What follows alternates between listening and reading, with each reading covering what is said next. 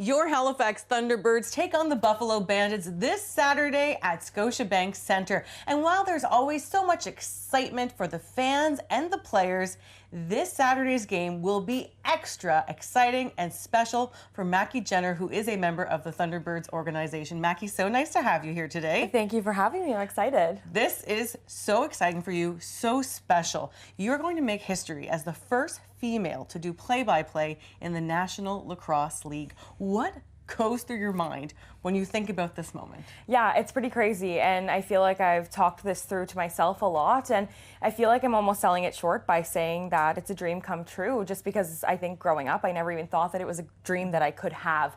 Not seeing a ton of females in the booth, especially in the lacrosse world, but there's been such a big influx of female broadcasters over the last decade, and it's really helped inspire me to know that I can belong in this space, and I'm just really excited. We're going to have a great game on hand, and it's going to be a good one.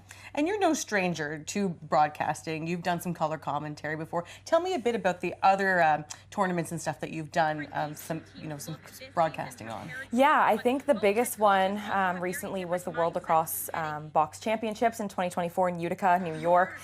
I covered 30 games in 10 days, whether I was doing solo broadcasts, so doing kind of both play-by-play and color, either color or play-by-play, and then I was able to do sideline reporting for some special highlighted games and then the medal games as well. I've done the Minto Cup. I was doing color commentary for that one, but yeah, this is really the first time I'll get a big scale play-by-play gig in lacrosse, and I couldn't be more excited to get to do it here in Halifax. Yeah, that's what makes it really special, I find. And Maki, lacrosse has been part of your life forever, hasn't it? And now you're even mentoring the young girls in the sport, right? Yeah, I mean, it's definitely a full circle moment for me. My dad played in this league for years. My uncle played in this league for years, and he's actually one of the, main play-by-play guys for TSN when it comes to lacrosse. And so, in the broadcasting realm of things, it's huge. But then I've taken a lot of time to give back to, the next generation, as you said, and these young girls get the chance to,